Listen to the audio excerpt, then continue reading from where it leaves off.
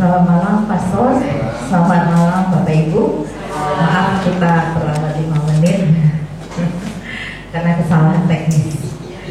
Baik, sebelum kita berjumpa lagi pada pertemuan terakhir untuk tahun ini dengan tema Yesus Kristus. Dan sebelum kita mulai, kita mau doa dulu. Kita siapkan hati kita dalam nama Bapa, Putra, dan Roh Kudus. Amin. Bapak yang penuh kasih, kami bersyukur kepadamu karena pada hari ini kami kau perkenankan lagi untuk berada di tempat ini, untuk belajar, untuk mengenal Putramu Yesus Kristus, untuk lebih baik lagi mengenalnya. Tuhan, kiranya kau sertai dan pimpin pastor kami, Pastor Tony, yang akan memperkenalkan Putramu kepada kami. Buka hati pikiran kami dan nyatakanlah kehendak-Mu kepada kami. Kemuliaan kepada Bapa dan Putra dan Roh Kudus, seperti pada permulaan, sekarang, selalu, sepanjang segala abad. Dalam nama Bapa, Putra dan Roh Kudus. Boleh permukaan dulu situ. Mau dibuka lagi. Yang belum isi kehadiran aja deh, boleh isi. Di belakang mungkin boleh duduk di depan, soalnya nggak nyala itu ya. Teksnya nggak nyala soalnya, ada kesalahan teknis. Mungkin boleh pindah ke depan.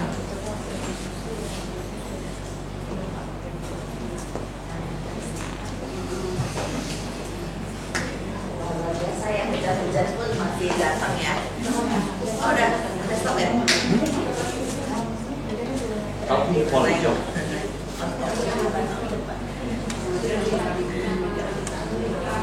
Nah, kursi bagusan ya. Iya. Tapi sebenarnya kalau melihat yang saya baca ya, kalau kan Yesus kan orang Galilea, orang Nazaret kan. Kalau orang Nazaret itu aslinya tuh tipe muka mereka tuh tidak ganteng seperti ini, tapi model yang jelek itu, yang tidak ganteng gitu loh. Ini ganteng ya. Tapi yang apa tulinnya kayak kapan tulin kan ada cetak wajahnya Yesus juga ya.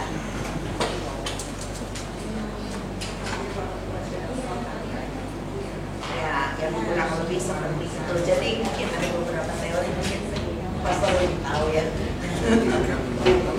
Ya, nanti boleh nanya ya. Baik, silakan Pastor. Kami sudah berdiskusi. Ya sudah, kita boleh langsung tanya saja.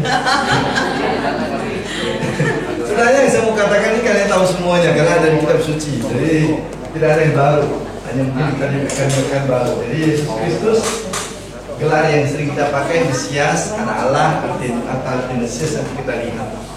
Baik, kita maju saja. Identitas Yesus, nama Yesus itu datang dari, ini kata Yunani ya, Yesus.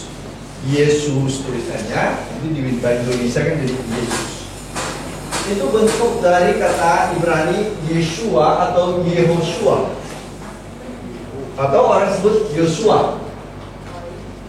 Jadi ini adalah kata Yunani, Yesus. Ibrani adalah Yeshua atau Yehoshua.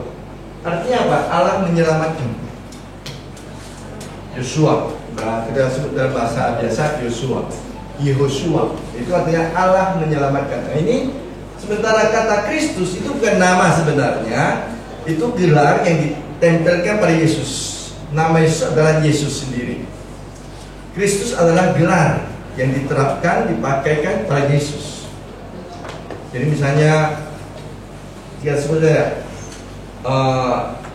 nama seseorang lalu belakangnya kita buat gelar tertentu. Siapa? Maria si adil, atau Lucia si pemberani, seperti itu. Jadi yang pemberani, adil ini adalah gelar tambahan. Nah, Kristus adalah gelar tambahan untuk Yesus. Itu nama dari bahasa Yunani dari kata Mashiach. Mashiach atau bahasa lainnya adalah Mesias. Jadi Yesus si Mesias atau Sang Mesias. Nah, Mesias artinya yang terurapi. Jadi Mesias artinya yang terurapi. Jadi kalau Yesus Kristus artinya Yesus yang terurapi. Kalau kita mau terjemahkan ke bahasa Indonesia kita. Lalu dalam kitab suci dia disebut kadang-kadang Yesus dari Nazaret, Yesus anak Daud, orang Nazaret, Yesus anak Yusuf, Yesus anak Maria, atau paling sering nama Yesus saja. Pakai nama dia langsung Yesus. Ada juga disebut Yesus Kristus tapi jarang dipakai dalam teks kitab suci sendiri, agak jarang dipakai Yesus Kristus, terutama dalam Injil. Itu banyak dipakai di dalam tulisan-tulisan surat Paulus, surat-surat Katolik, memakai istilah Yesus Kristus atau Kristus Yesus dibolak-balik. Tapi dalam teks Injil sendiri Yesus Kristus agak jarang dipakai.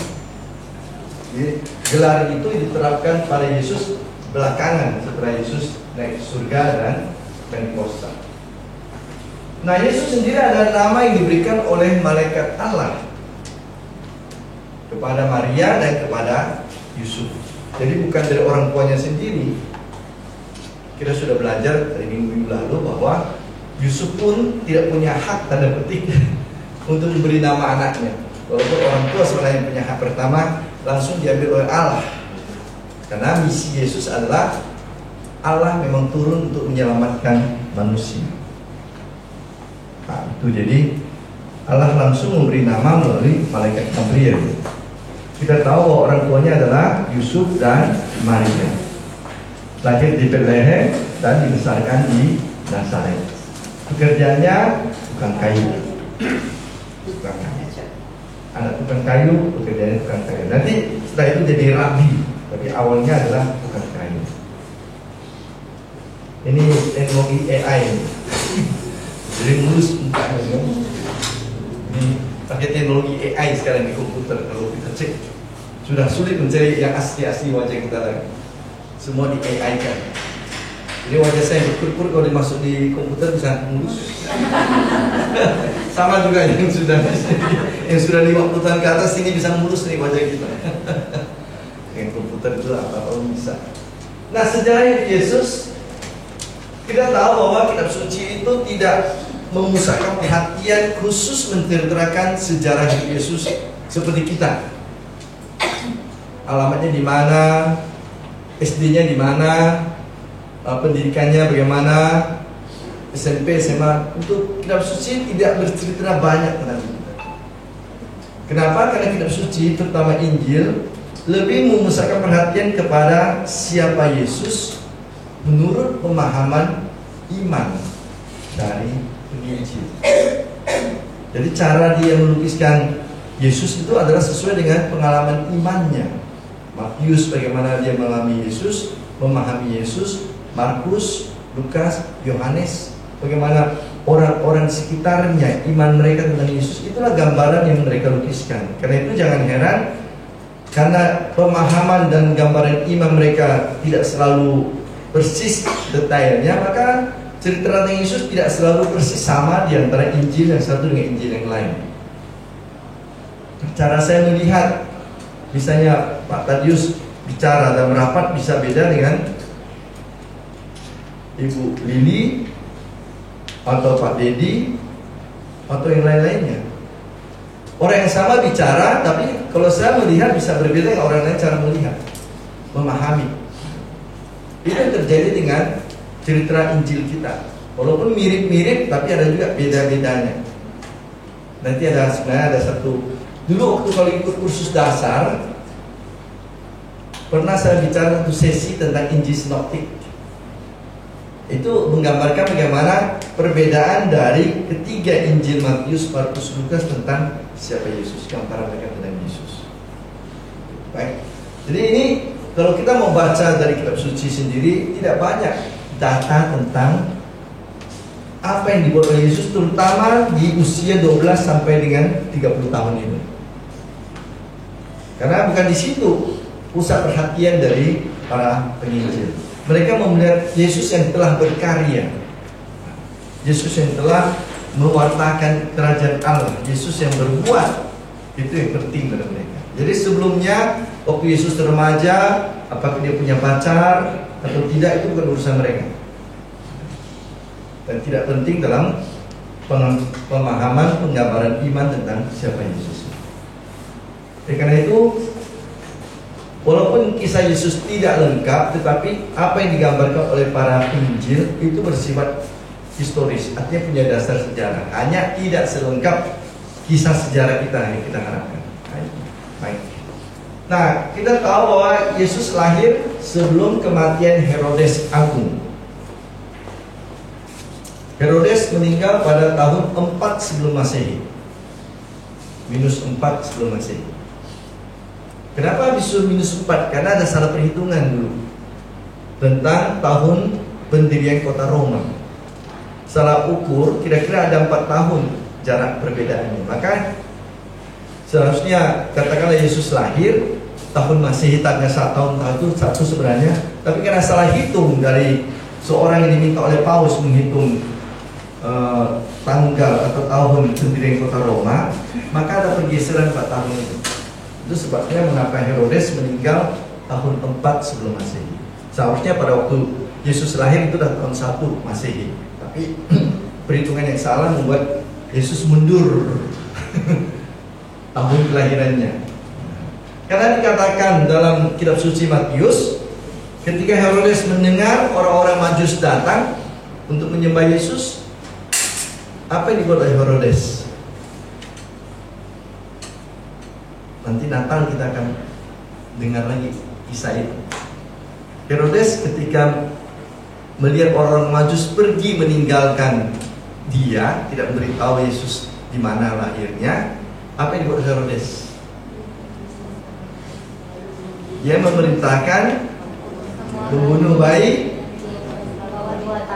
2 tahun ke bawah. Jadi perkiraan dari orang Majus waktu bertemu dengan Herodes pertama kali, kan dia datang mau ketemu dengan Yesus penyelamat, lalu menghadap Herodes, tapi Herodes tidak tahu.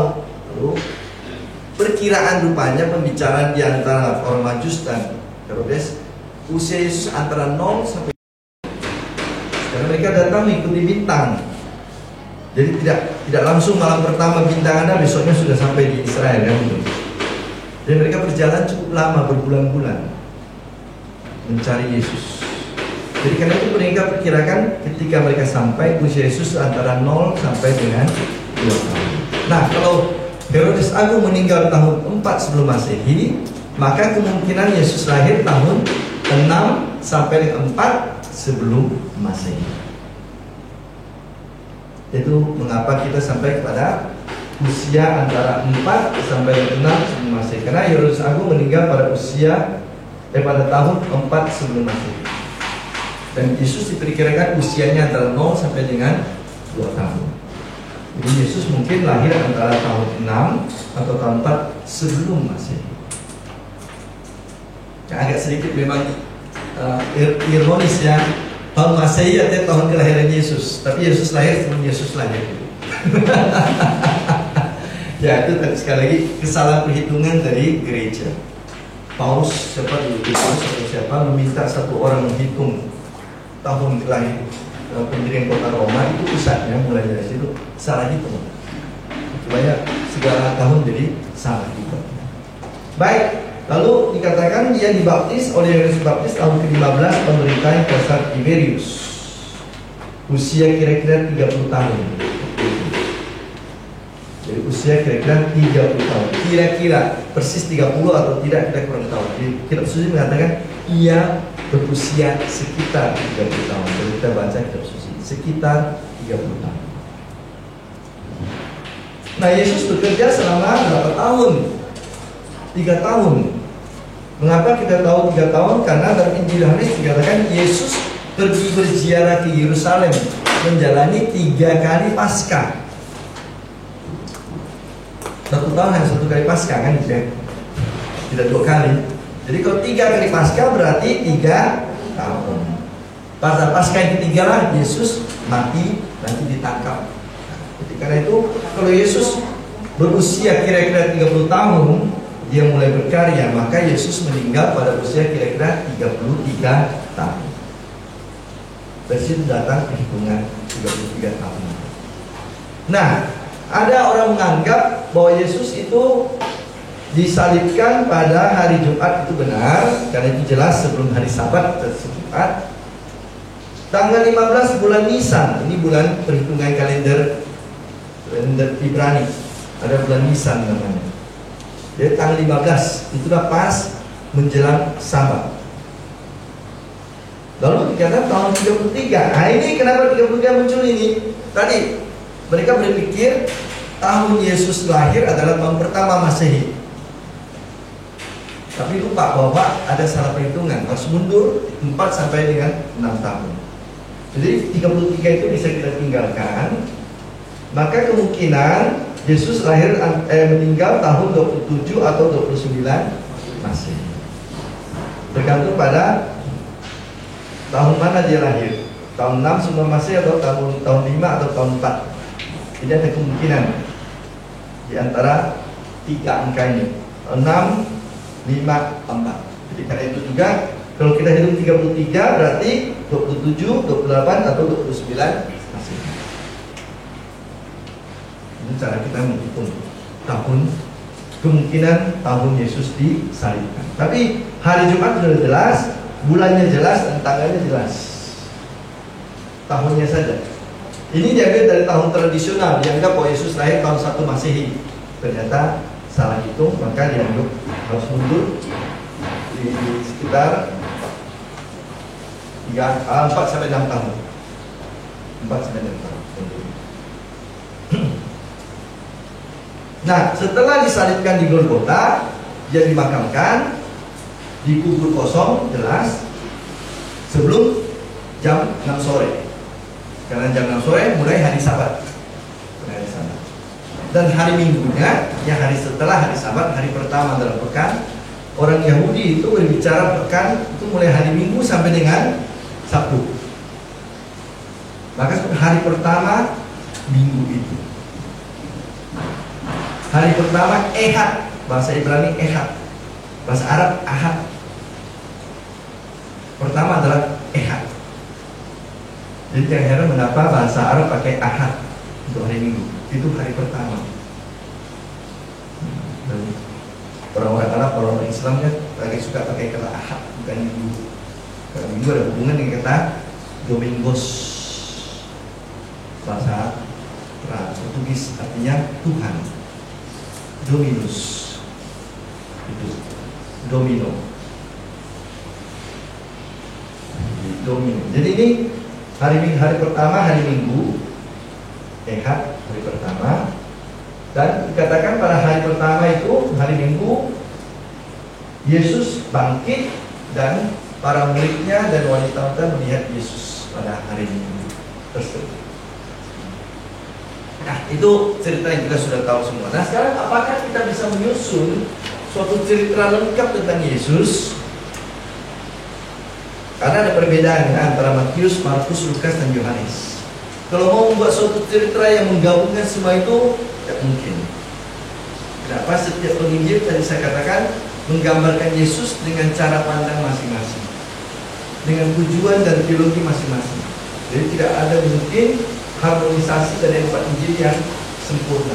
Jadi kita hanya mengambil gambaran umum dan disepakati oleh 4 Injil itu. Apa itu? Masa kecil Yesus, kemudian mulai karya Yesus, masa bekerja karya Yesus, kemudian Yesus mengalami sengsara, dan kebangkitan Yesus. Itu 4 itu akan disepakati oleh 4 penginjil. Masa kecil Yesus, Yesus yang berkarya, Yesus yang bersengsara di Yerusalem, dan Yesus yang mati. Jadi 4 ini bisa diatur. Isinya bisa kita kombinasikan secara umum. Jadi cara Yesus itu digambarkan itu bisa berbeda-beda menurut ahli. Tetapi keempat tahap ini semua sepakat. Masa kecilnya bagaimana, waktu Yesus berkarya bagaimana, waktu Yesus di minggu terakhir sengsara bagaimana, dan waktu Yesus bangkit. Jadi 4 tahap ini bisa kita gambarkan dalam cerita kita tentang Yesus. Kelahiran Yesus. Kelahiran Yesus. Pertama-tama Kelahiran Yesus telah dinubuatkan dalam perjanjian lama. Yesaya 7:14 sudah kita bacakan, seorang perempuan muda akan mengandung dan akan melahirkan seorang anak. Yesaya sudah ada di situ. Kemudian juga di Mika, di Mika, bukan singkatan dari Xiaomi ya. Nah, MI juga Xiaomi kan. Ini zaman itu Xiaomi belum muncul. Ini Nabi Mika. Bab 5 ayat 2 cerita tentang ramalan akan kelahiran seorang Mesias. Dan memang dalam Matius 1:22-23 katakan ia akan memenuhi apa yang telah dinubuatkan oleh para nabi. Itu pertama. Jadi kelahiran Yesus sudah dinubuatkan dalam perjanjian lama dan memang kepenuhannya muncul di dalam berita dari malaikat kepada Yusuf. Lalu Yesus sebagai anak Allah hidup di bawah perlindungan Yusuf, bapa pengasuhnya. Kita kemarin sudah bicara tentang Yusuf sebagai bapa pengasuh, bapa legal, hukum. Karena dia mengawini Maria. Maria adalah istri dari Yusuf, walaupun anak dalam kandungnya dari Roh Kudus, tapi secara hukum legal dia adalah anak dari Yusuf. Maka dikatakan juga Yesus anak Yusuf. Dari keturunan Daud. Nah, dalam kitab Matius keturunan Daud datang dari Yusuf. Tapi dalam Injil Lukas, Maria juga rupanya keturunan Daud. Jadi baik dari bapak dan ibunya, dua-duanya mempunyai garis keturunan Daud. Injil Matius menceritakan dari Yusuf, Injil Lukas menceritakan datang dari Maria. Dan kelahirannya istimewa. Kita sudah tahu kelahiran Yesus istimewa. Ia dilahirkan di kandang. Punya kami nanti kandangnya menarik. Dari Tengku Buddha Anton sudah siapkan kandang Natal kami. Agak beda dari yang lain-lainnya. Artinya Yesus juga tidak lahir secara tempat yang biasa. Yang jelas dia dilahirkan di tempat yang tidak biasa. Dalam kitab suci dikatakan dia dilahirkan dalam Injil Lukas sekarang di palungan, kandang domba atau kandang ternak. Dalam Injil Matius sebenarnya tidak dikatakan dia dilahirkan di kandang.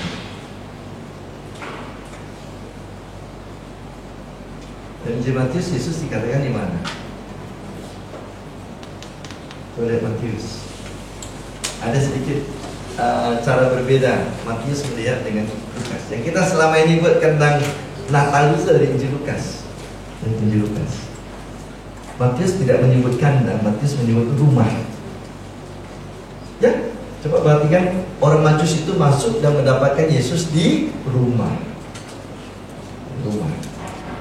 Oke, itu cara pandang Matius. Tapi yang jelas Yesus lahir secara istimewa. Dikandung secara istimewa, lahir secara istimewa. Nah, keistimewaan Yesus juga adalah misalnya di bab Lukas dia diwartakan kepada para gembala oleh para malaikat. Malaikat yang mewartakan kelahiran Yesus kepada para gembala dan gembala datang menyembah Yesus. Ini nanti tema Natal kita. Marilah sekarang kita pergi ke Bethlehem. Itu kata para gembala. Transenyabus Busque et Bethlehem. Itulah. Mari sekarang kita bergegas pergi ke Bethlehem. Itu kalau Injil Lukas. Kalau Injil Matius keistimewaannya adalah 3 orang Majus datang dari jauh. Bukan dari Israel ya, dari jauh. Dari Persia, dari daerah mungkin Irak di situ atau dari daerah Arab, dari berbagai tempat untuk menyembah Yesus. Tidak dikatakan 3 orang Majus sebenarnya, hanya beberapa orang Majus. Saya sudah katakan kata 3 itu datang dari 3 hadiah itu: emas, kemenyan, dan mur. Tapi kan tidak mesti satu orang bawa satu. Kita bisa juga satu amplop tapi yang datang 3 orang. Satu kado datang 5 orang. Nah, jadi ya udahlah, percaya saja mau berapapun yang jelas ada 3 hadiah di situ. Lalu kemudian tradisi mengatakan Baltasar, Melchior, dan Gaspar. Namanya ada dulu, bayangkan. Lalu pelan-pelan menjadi 3 raja. Itu lagi tradisi berkembang. Orang Majus tadinya orang yang ahli perbintangan, astronom, tiba-tiba berubah jadi orang bermahkota. Nah, udah. Gereja itu punya banyak tradisi. Nah, walaupun demikian, menariknya ialah ketika Yesus berkarya, dia tidak pernah menyinggung soal kelahiran yang istimewa ini. Dia tidak pernah sekalipun berbicara tentang kelahiran. Dulu kalian tahu nggak bahwa saya itu lahir begini-begini? Nggak ada. Tidak seperti kita kadang-kadang ini, waktu saya lahir itu banyak tamu datang, pesta 3 hari 3 malam, tamunya 1000. Ya, Yesus tak pernah bicara sedikit pun tentang kelahirannya istimewa. Bahkan juga kalau kita lihat para penulis kitab suci Perjanjian Baru hampir tidak pernah menyinggung kelahiran Yesus. Paulus yang begitu banyak cerita tentang Yesus, dia hanya berpisah tentang 2 hal: kematian dan kebangkitan Yesus. Oke, dia katakan Yesus turun dari manusia, tetapi dia tidak bicara tentang Yesus lahir di kandang.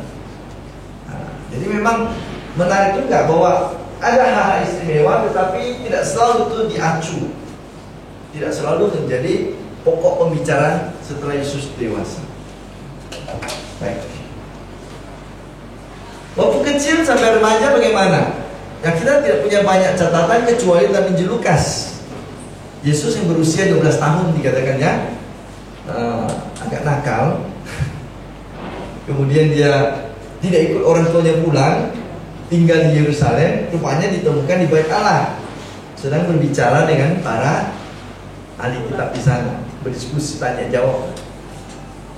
Jadi ini yang kita tahu sekurang-kurangnya dari Injil Lukas, hanya itu saja. Yang lain tidak ada. Ada banyak Injil apokrif. Tahu Injil apokrif? Injil yang tidak diakui sebagai kitab suci, yang ditulis tahun 200-an, 100 lebih, 300-an, mulai menerka-nerka tentang Yesus masa kecil bagaimana. Misalnya dikatakan situ Yesus itu waktu sedang bermain-main dengan air, waktu hujan, tapi sekarang sedang hujan kan itu. Lalu ada temannya yang nakal melemparkan batu ke air di depan dia, terpercik mukanya, marah Yesus. Lalu tempat dimarahi, temannya itu sakit. Orang tuanya datang mohon pada Yusuf, itu anakmu itu tolong dulu dong sembuhkan anakku. Yesus berdoa, sembuh kembali. Tapi itu cerita apokrif, artinya tidak punya dasar kebenarannya, hanya orang kata memandang. Sekarang juga Yesus sedang membuat burung-burungan dari tanah, kemudian ditiupkan, terbang burungnya. Ini Injil apokrif cerita yang mencoba mereka menerka-nerka apa yang dibuat Yesus waktu kecil. Tapi ya, sekali lagi Injil apokrif itu bukan Injil yang punya dasar kebenaran, jadi tidak diterima dalam kitab suci kita. Yang jelas para ahli kitab suci, para penginjil kita itu tidak pernah mandang perlu terlalu sibuk menceritakan masa kecil Yesus. Lukas hanya buat kalimat yang menarik. Yang pertama ialah anak itu bertambah besar dan menjadi kuat, penuh hikmat dan anugerah Allah padanya.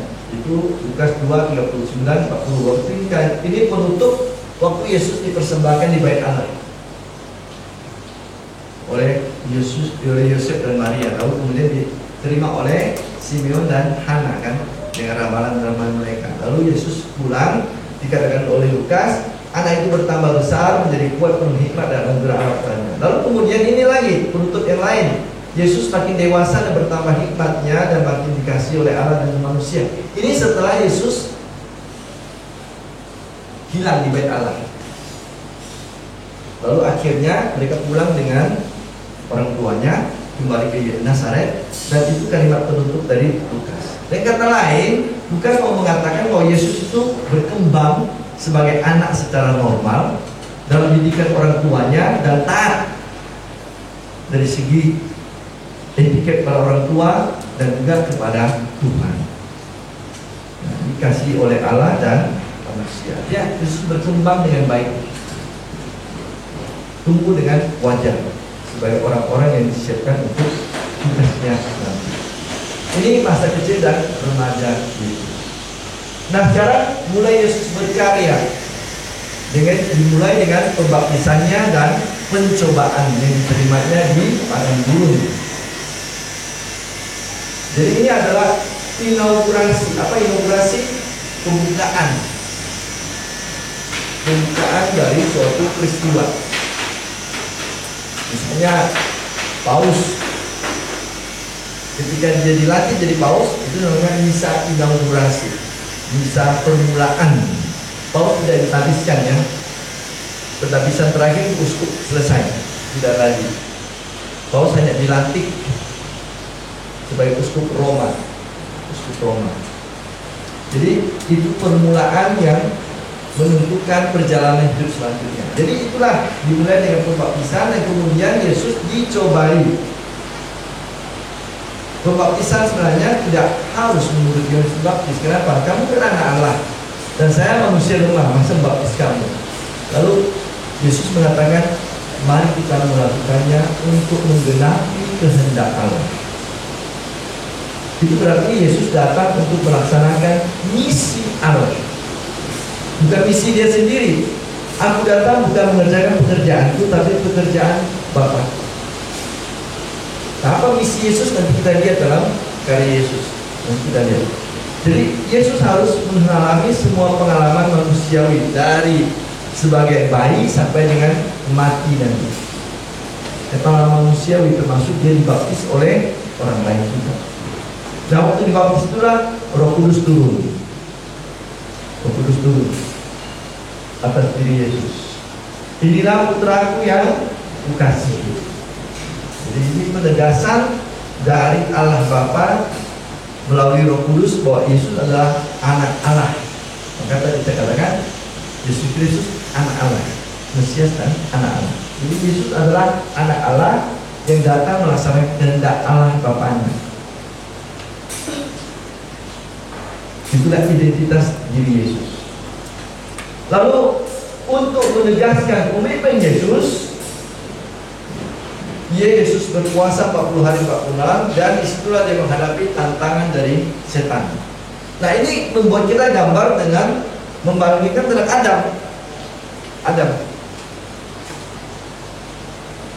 Adam dicobai gagal. Yesus dicobai sampai 3 kali berhasil. Jadi perbedaan bagaimana manusia yang pertama justru gagal menghadapi godaan, sementara Yesus yang datang sebagai manusia berhasil untuk menjalankan komitmennya untuk mati di sana.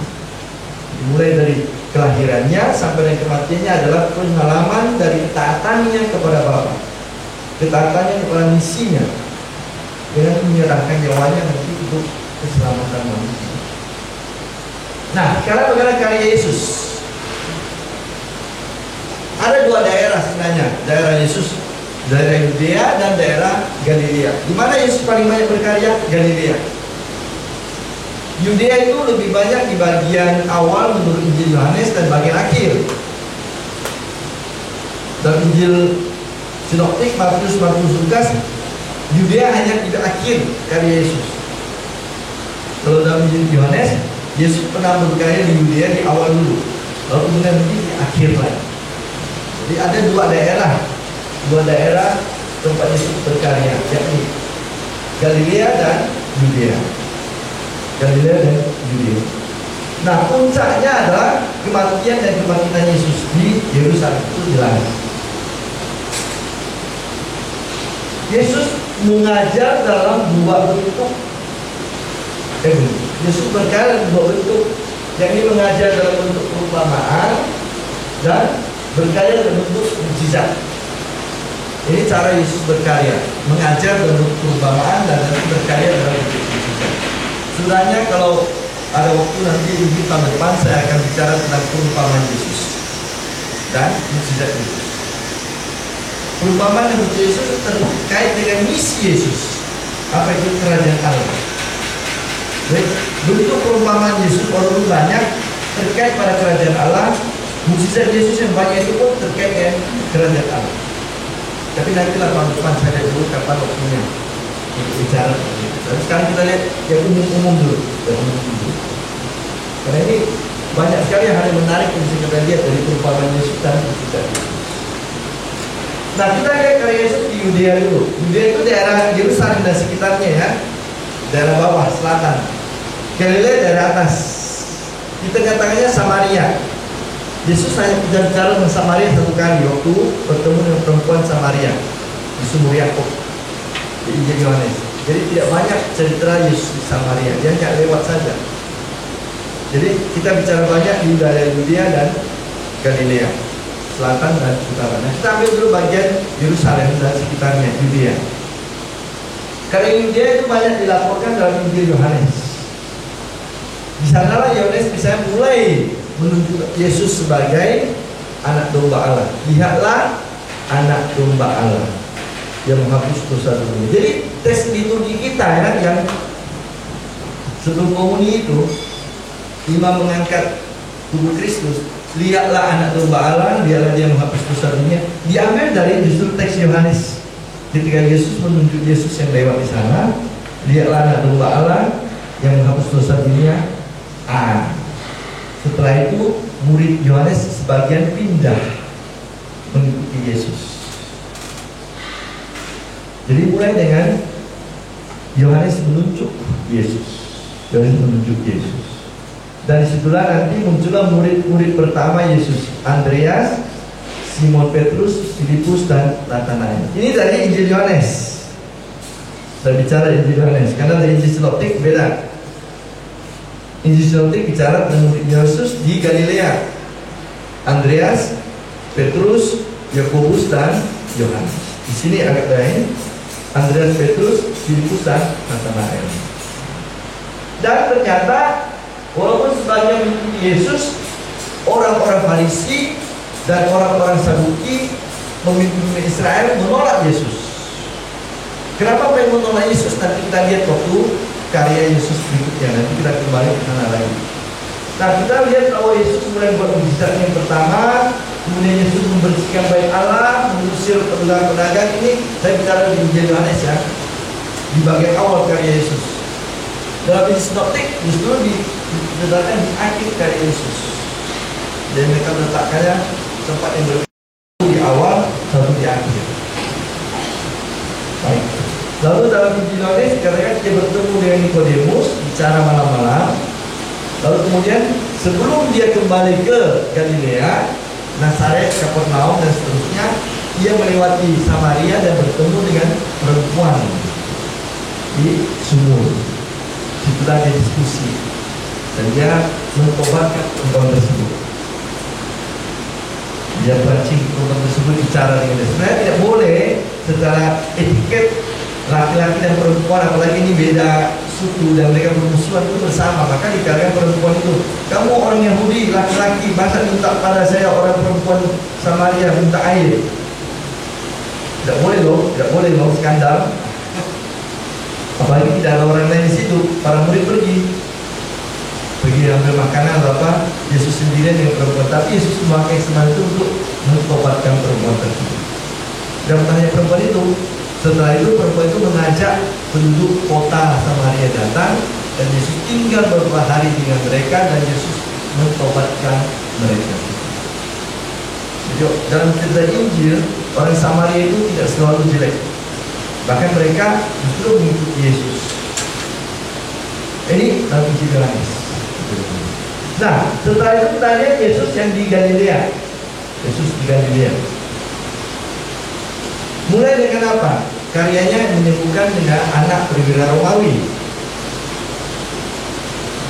Menyembuhkan anak perwira Romawi, mengusir setan di sinagoga, menyembuhkan orang sakit, mertua Simon Petrus, menyembuhkan banyak orang sakit, mengobati orang-orang, lalu mengusir setan, menyembuhkan, bahkan mematikan putri Yairus. Ada banyak dibuat oleh Yesus selama di Galilea. Banyak sekali. Jadi mengajar dan menyembuhkan orang di sana, membuat banyak mukjizat. Tetapi yang satu menarik ialah segala karya Yesus, termasuk mukjizatnya, itu ditujukan selalu dalam relasi untuk kebaikan orang lain. Memperbanyak roti karena banyak orang lapar, menghibur yang berduka cita, menerima anak-anak. Semua dalam kaitan selalu dengan kepentingan orang banyak, kebaikan umum. Yesus tidak pernah membuat mukjizat untuk kepentingan dirinya sendiri. Tidak pernah. Semua misi Yesus selalu untuk kepentingan bersama. Karena apa? Misi Yesus adalah membawa keselamatan bagi manusia. Bukan untuk kepopuleran dirinya, bukan untuk kepentingan dirinya, bukan untuk ketenarannya, bukan untuk materinya, bukan untuk kekayaannya, kuasanya, sama sekali tidak. Bahkan sering Yesus katakan pergi ketika orang banyak mau mengangkat dia sebagai raja. Yesus malah menghindar, berdoa di gunung, di tempat sunyi sebelum dia melanjutkan pekerjaannya. Kenapa Yesus berdoa? Sekali lagi, godaan untuk menjadi orang sombong itu sangat tinggi. Banyak orang mengharap dia menjadi penguasa, banyak orang mengharap dia sebagai raja. Nah, itu yang membuat akhirnya nanti dia berhadapan dengan kekecewaan orang banyak, dan juga dia berhadapan dengan orang-orang Farisi yang merasa dirinya atau imam bait Allah merasa dirinya sebagai saingan mereka. Mengapa akhirnya orang banyak yang tadinya mengikuti Yesus malah membalikkan badan melawan Yesus? Karena kekecewaan mereka, Yesus tidak rupanya tidak seperti yang mereka harapkan.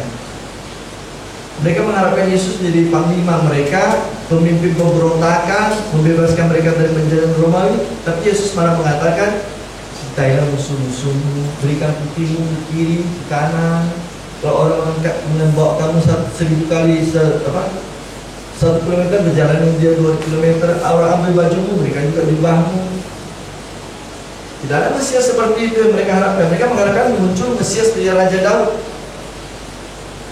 Nah, itu kekecewaan orang, provokasi dari kalangan-kalangan Saduki. Itu akhirnya orang membalikkan badan tadinya Hosana ada Daud, menjadi salibkan dia. Orang yang sama loh, orang yang sama. Tidak sampai 1 minggu, hari Minggu Palma teriak Hosana ada Daud. Hari Jumat salibkan dia.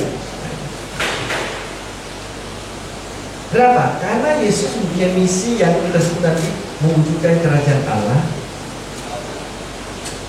yang justru bukan untuk mewujudkan kerajaan manusiawi. Kerajaan Allah artinya Allah sebagai raja, Bapa yang lemah lembut, dan semua manusia menjadi anak-anaknya. Kalau Allah sebagai satu Bapa, maka semua manusia menjadi saudara satu sama lain.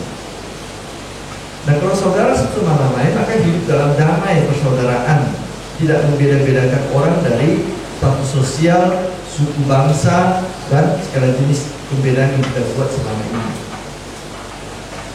Itu misi Yesus untuk dunia ini.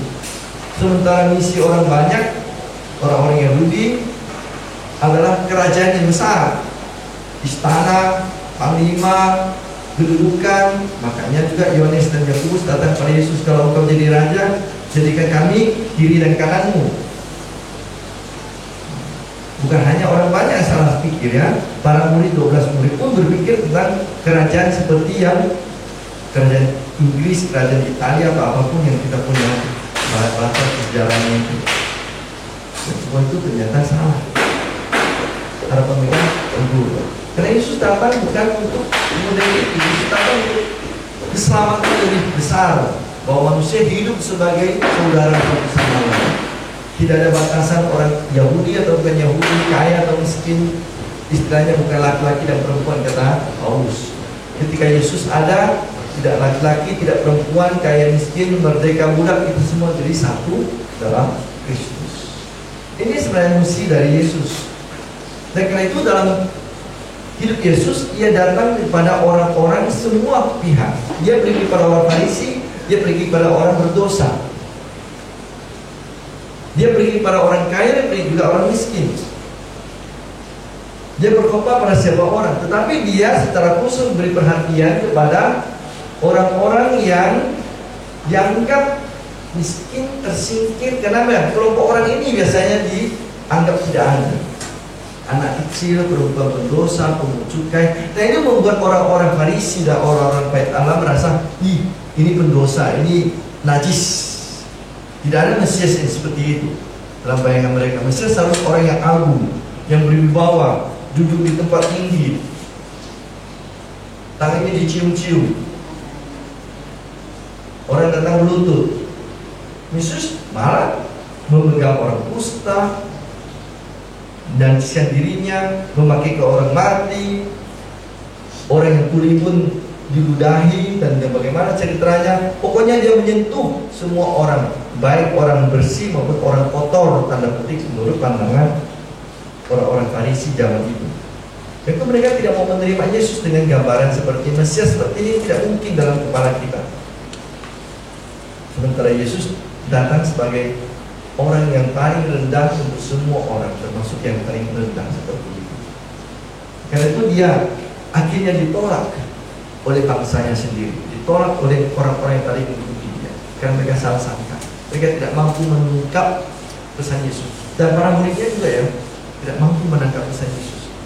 Kapan mereka mampu menangkap pesan Yesus pada para murid? Ketika Yesus bangkit, baru mereka mengerti. Oh, itu maksud Yesus dulu. Sebelum Yesus bangkit, para muridnya pun banyak yang tidak mengerti pengajaran dan tindakan dari Yesus. Ketika Yesus bangkit dan membuka pikiran mereka, baru mereka sadar. Jadi karya Yesus walaupun banyak untuk kebaikan orang lain, tapi juga pada akhirnya banyak juga ditentang karena kesalahpahaman dari orang-orang yang bertemu dengan Yesus. Misi Yesus adalah mewujudkan kerajaan Allah dengan cara damai, bukan berperang. Sarungkan pedangmu. Jika Petrus mulai mengambil pedang dan memotong telinga si Markus, sarungkan pedangmu. Siapa yang memakai pedang akan mati oleh pedang. Artinya siapa yang memakai kekerasan pasti akan mendapatkan juga kekerasan. Dan itu ajaran Yesus yang pertama ya tadi, tentang kasih. Karena kerajaan Allah adalah kerajaan kasih, kerajaan damai, kebenaran. Allah sebagai Raja, Bapa yang menyatukan semua orang manusia, dan semua manusia hidup damai, bersaudara satu sama lain dalam kasih, adil dan benar. Itu sebenarnya misi kerajaan Allah dari Yesus. Semua yang dibuat oleh Yesus terarah semua ke sana. Pemulihan hidup manusia, kesetaraan derajat manusia, persaudaraan manusia, kedamaian. Ini ajaran Yesus, dan ini juga tindakan dari Yesus. Maka dalam khotbah di bukit, ia mengatakan, aku datang untuk memenuhi hukum Taurat, menyempurnakan hukum Taurat, bukan meniadakannya. Dan apa kesempurnaan hukum Taurat?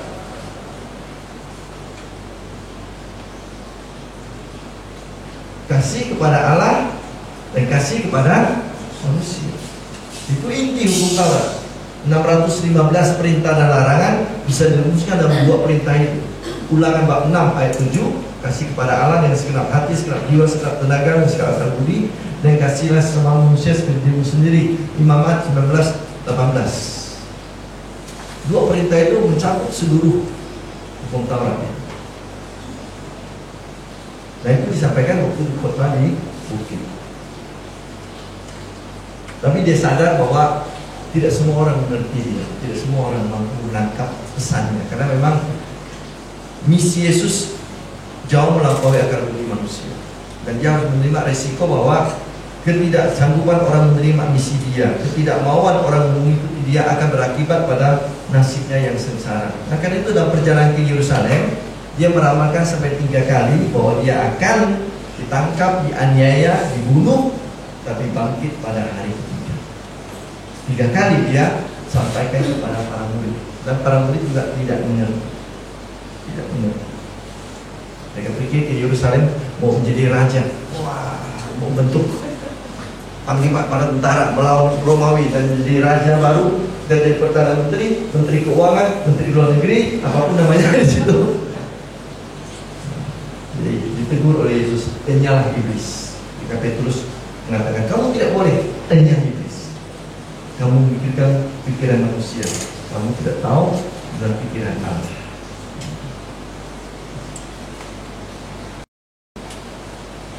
Dan dalam perjalanan ke Yerusalem, Lukas mempunyai banyak bahan yang bisa kita baca. Mulai bab 9. Kalau kita baca bab Lukas itu bab 9 sampai bab 12, 20, 22 itu banyak cerita tentang Yesus. Tetapi yang jelas Yesus walaupun tahu nasibnya akan sengsara Yerusalem, ia memusatkan dan membulatkan tekadnya. Kalau kita baca Lukas bab 9,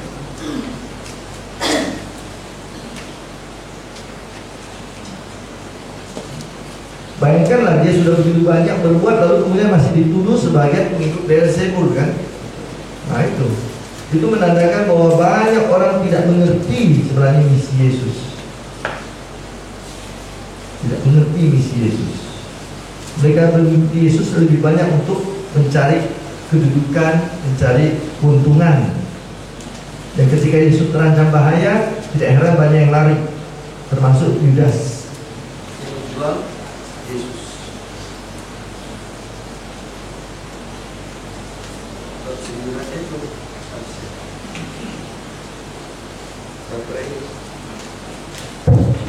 Oke.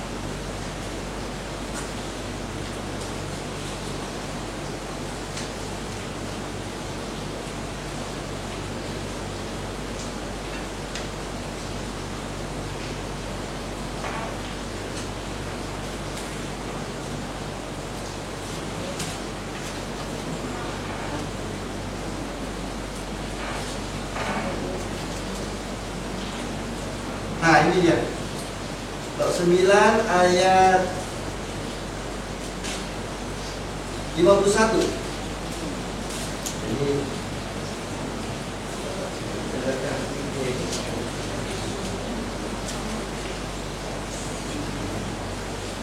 beritanya hilang karena ini baterai sudah habis. Bab 50, ayat 51, coba baca. Ketika hampir genap waktunya Yesus diangkat ke surga, ia mengambil keputusan untuk pergi ke Yerusalem. Atau teks yang lain gimana, yang TB1 dikatakan bagaimana? Ia mengarahkan pandangannya ke Yerusalem. Artinya sekarang saya akan pergi ke Yerusalem. Sudah hampir di waktunya, dia tahu waktunya sudah akan tiba, maka dia akan sekarang berangkat ke Yerusalem. Mengarahkan pandangannya, mengambil keputusan bahwa ia akan pergi ke Yerusalem.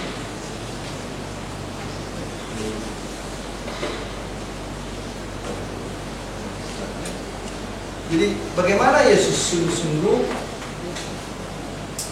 dalam suasana seperti itu tidak lagi bersikap ragu-ragu. Nah karena itu orang-orang yang mengikut Yesus, yang diutus dia juga adalah orang-orang yang harus siap untuk pergi ke Yerusalem, mengambil jalan yang sama. Misi Yesus adalah misi para murid. Dia mengutus 12 murid, dia mengutus 70 murid. Di Lukas dikatakan dia mengutus juga 70 murid dengan misi yang sama seperti misi Yesus, menyebarkan berita pertobatan, warta kerajaan Allah, membawa damai, menyembuhkan orang sakit, mengusir setan. Itu semua adalah tugas dari Yesus yang diteruskan oleh 12 rasul, 70 murid. Juga calon murid yang datang. Kalau kita baca, ada 3 calon murid 57 sampai 62 itu mengatakan ini sekarang situasi yang dimana kita harus siap untuk pergi. Tinggalkan urusan keluargamu. Orang mati, biarkanlah orang mati mengurungkan orang mati. Tak usah lagi berpamit-pamitan mau pesta pora di situ. Saya mau masuk seminari menengah atau seminari tinggi. Ayo buat dulu pesta misa situ. Hei, siapa yang siap membajak, menoleh ke belakang tidak layak untuk kerajaan Allah.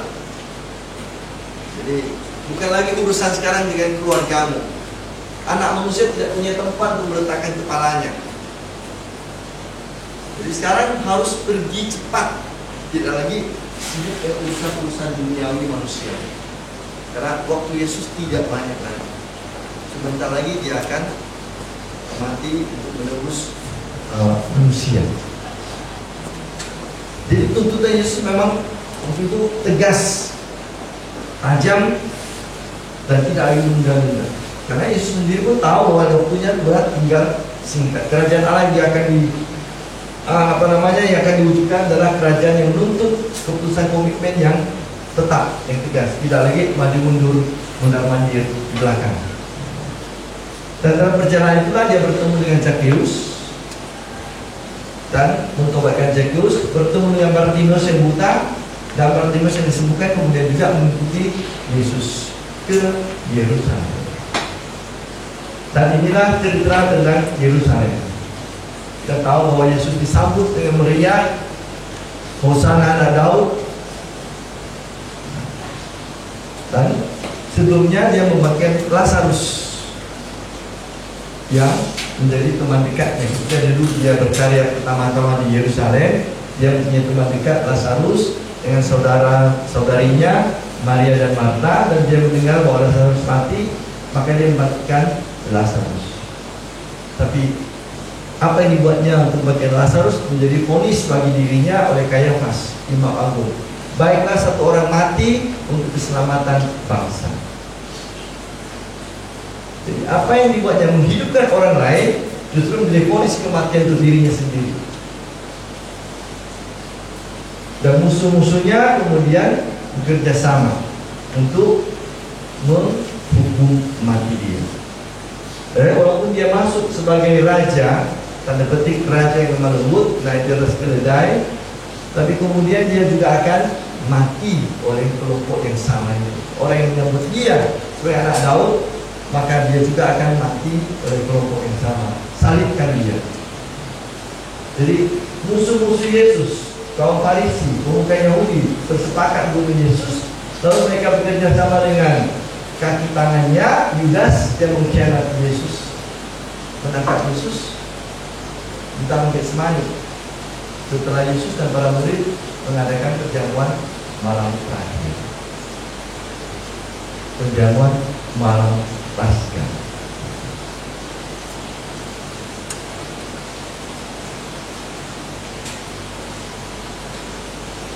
Dia dibawa ke rumah Hanas, kemudian Kayafas disiksa di sana, lalu kemudian dihukum mati karena Yesus dipancing untuk mengaku dirinya sebagai anak Allah. Nah, untuk orang Yahudi, siapa yang mengaku dirinya sebagai anak Allah adalah orang yang menghujat Allah, dan hukuman penghujatan adalah hukuman mati. Dan sengaja mereka memancing Yesus mengakui dirinya sebagai anak Allah. Dan karena itu Yesus dituduh menghujat Allah dan dihukum mati. Bila tanahkan oleh Pontius Pilatus, yang walaupun berusaha membebaskan Yesus tapi tak berani karena takut kedudukannya nanti akan digoyahkan. Nanti diadukan ke Kaisar Romawi bahwa Pontius Pilatus membela pemberontak, bekerja sama dengan pemberontak. Akhirnya Pontius Pilatus tidak berani meneruskan pembelaannya pada Yesus. Aku tidak bersalah atas darah orang ini. Dia cuci tangan. Walaupun dia tahu Yesus tidak bersalah. Dia tahu bahwa orang-orang mengadukan Yesus hanya karena kecemburuan, iri hati. Tapi dia tidak berani mengambil sikap untuk membela kebenaran. Apakah kebenaran itu? Dia tidak berani menjawabnya juga. Yesus mengatakan, aku datang mengajarkan kebenaran. Dan Yesus Pilatus mengatakan, apakah kebenaran itu? Dan dia tidak berani membela kebenaran di depan dia. Itu mati di bawah Golgota dan disalibkan untuk keselamatan manusia. Kebangkitannya Puncaknya adalah kebangkitan dan kenaikannya. Hari ketiga, para wanita datang ke kubur Yesus, makam kosong. Permulaan mereka pikir jenazah Yesus dicuri. Tetapi ketika murid terkasih melihat kubur kosong, dilihatnya apa? Kain kafan sudah tergeletak. Kemudian kain peluk dilipat tapi ditaruh di tempat lain. Karena rupanya kalau orang-orang Yahudi dulu meninggal, setelah badannya istilahnya dibersihkan, ditelanjangi, mukanya dikasih kain peluk, baru diikat dengan kain kafan. Nah, setelah murid terkasih melihat kubur kosong, kain kafan terletak di tempat lain, kain peluk dilipat dan terletak di tempat yang lain. Lalu mereka percaya. Percaya apa? Yesus bangkit. Kenapa? Dengan melihat letak kain kafan, lalu murid terkasih percaya bahwa Yesus bangkit.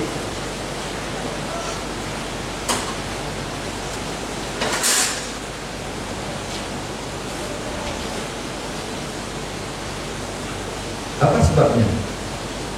Sementara wanita dan orang-orang lain tidak mengerti. Hanya melihat kain kafan, terus murid terkasih percaya Yesus bangkit, bukan dicuri orang jenazahnya. Apa sebabnya? Pencuri tidak akan lama-lama di satu tempat. Semakin singkat dia di situ, semakin aman. Semakin lama di satu tempat, semakin bahaya tertangkap oleh CCTV, oleh orang yang bangun. Tidak ada pencuri yang punya waktu untuk melepas kain pelan-pelan, kain kafan. Kain kafan kan dilipat bagus-bagus loh, bukan sembarangan gitu, bukan diikat seperti pocong biasa. Diikat bagus-bagus. Dilepaskan pelan-pelan, bisa bermenit-menit, berapa puluh menit. Habis sudah itu kain peluk lagi, diambil lagi, dilipat dulu, taruh di sini. Apa kerja pencuri seperti itu? Baru bawa pencuri, bawa jenazah telanjang kuda keluar. Karena secara logika tidak mungkin. Tidak mungkin secara logika. Jadi murid terkasih melihat kalau kain kafan tergeletak, kain peluk terlipat di samping, Yesus tidak dicuri jenazahnya. Yesus bangkit karena dia telah mengatakannya berkali-kali. Yesus telah meramalkannya berkali-kali. Itu kebangkitan Yesus. Jadi kubur kosong memang dalam dirinya tidak otomatis Yesus bangkit ya. Kubur kosong tidak otomatis, bisa juga jenazah di bawah. Tetapi ketika melihat letak kain kafan, murid Yesus percaya. Apalagi ketika Yesus menampakkan dirinya. Itu menunjukkan kembali kepercayaan mereka bahwa Yesus itu bangkit. Yesus yang bangkit itu punya luka di tangan dan di lambung dan di kaki, tapi bisa menembus tembok. Jadi tubuh Yesus sudah istimewa. Di satu pihak punya bekas tubuh yang lama dengan luka-lukanya, bisa makan lagi, makan ikan ya.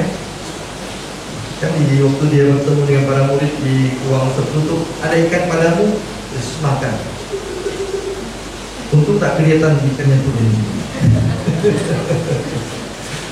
Artinya tubuh Yesus itu istimewa, tidak lagi seperti tubuh kita, tapi masih punya bekas dari sengsaranya. Tapi tidak lagi sama dengan kita yang dibatasi oleh tembok ini. Nah, nggak bisa keluar nih.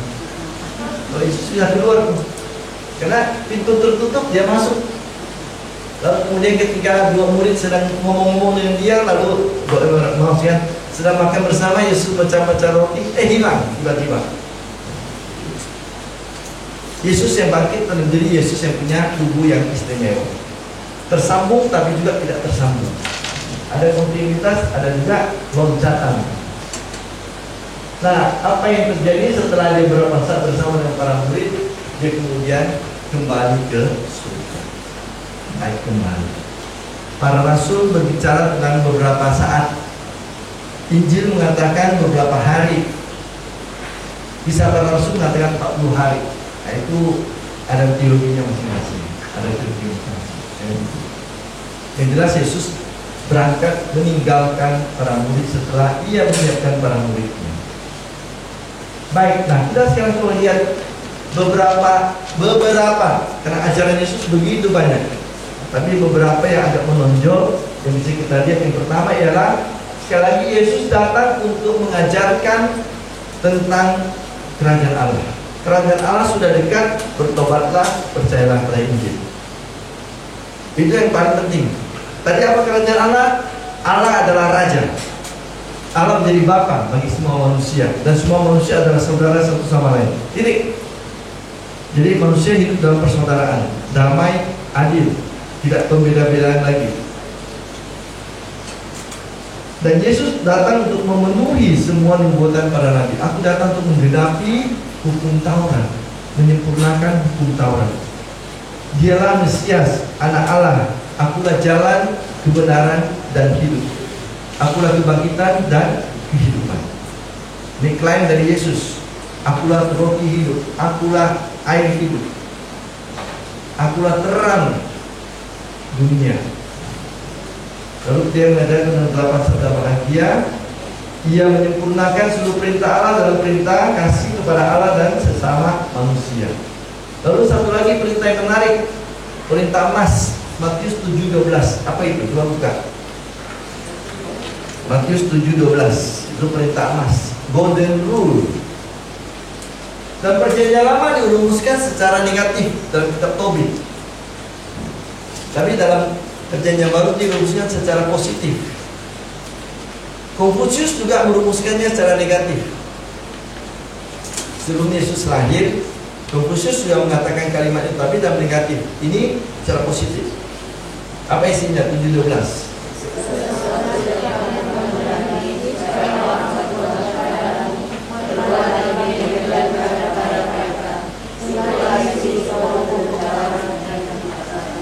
Jadi kita melakukan segala sesuatu yang kita inginkan orang lain buat kepada kita. Dalam Tobit dan Konfusius dikatakan, jangan kau buat kepada orang lain apa yang tidak kau inginkan orang lain berbuat padamu. Itu negatif. Sementara dalam Injil mulut Yesus positif. Lakukanlah segala sesuatu kepada orang lain seperti kau inginkan orang lain lakukan padamu. Golden rule namanya, aturan emas, perintah emas. Lalu Yesus mengajar tentang berpuasa, berdoa, beramal kasih secara tulus. Kalau engkau berdoa, masuklah ke kamar, tutup pintu. Tak usah berdiri tengah jalan lalu kemudian berkhotbah di situ, hebat itu. Ya Allah ya Maha Baik. Semoga supaya dilihat semua orang ini. Kalau tidak ada orang lihat, oh iya saya. Atau menyumbang, namanya harus disebut. Kalau tidak ada masuk dalam prasasti namanya, kok nama saya tidak ada? Tidak ada, begitu orang tersinggung gara-gara namanya tidak muncul dalam daftar donatur di gereja atau dimanapun gitu. Kemudian lagi berpuasa. Berpuasa tak usah buka kita murang. Aku berpuasa deh hari ini, tidak bisa kerja. Harus dihormati. Bukan itu, berpuasa ya diam saja.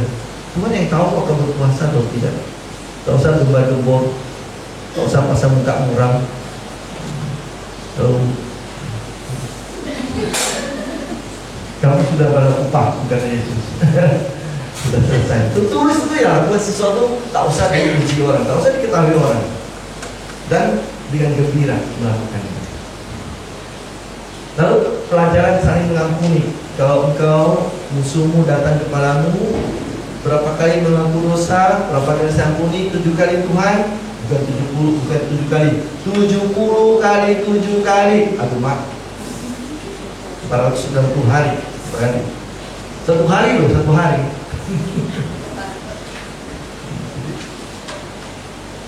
Yesus melakukannya itu kan. Ya Tuhan, ampunilah mereka sebab mereka tidak tahu apa yang mereka lakukan.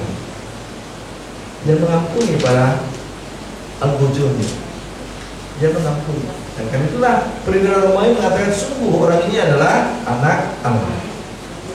Dari mulut musuhnya sendiri muncul pengakuan itu, sungguh orang ini adalah anak Allah. Karena dia sendiri, Yesus dengan tulus mengampuni mereka yang menyalibkan dia, meskipun dia tidak bersalah sama sekali. Nah, ajaran Yesus di umumnya disampaikan dalam bentuk perumpamaan yang sederhana. Kerajaan Allah seperti seorang yang menabur benih. Kenapa? Karena itu dimengerti orang dengan gampang. Karena perumpamaan itu menyangkut persoalan sehari-hari. Orang mengaduk, membuat roti. Cara itu seperti ragi yang menghamirkan adonan roti, mengembang. Jadi para ibu pasti tahu kan? Jadi apa yang dibuat Yesus dalam pengajarannya, dia ambil dari contoh sehari-hari. Orang menyalakan pelita, masa ditaruh di bawah gantang kan, di atas tempat tinggi lah, entah lemari atau ada meja. Orang menggembalakan domba hilang pasti dicari kan itu. Orang mengundang orang berpesta, ya pakai pesta dong. Masa kita diundang dia pakai baju compa camping, maka mereka yang tidak berpakaian pesta itu akan diusir dari ruangan pesta. Jadi apa yang dibuat oleh Yesus dalam pengajarannya itu adalah percobaan untuk mengajar dengan cara yang sangat dimengerti oleh mereka. Karena mereka hidup dalam cara seperti itu, menanam, membajak, kemudian menabur benih, kemudian menggembalakan domba, membuat barang-barang.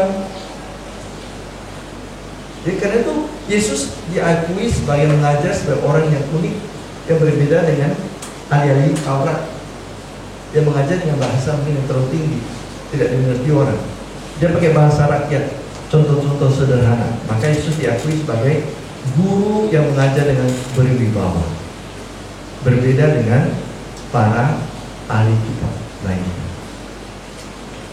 Nah, ini kira-kira yang bisa kita lihat dalam cerita hidup Yesus dari waktu dia lahir sampai dengan dewasa dan mati bangkit untuk kita.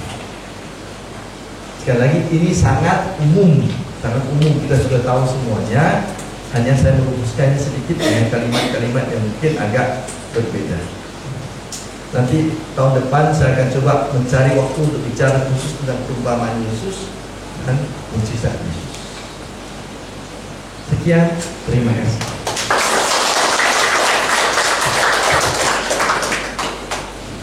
Apakah terima kasih Pastor, ada pertanyaan? Terima kasih.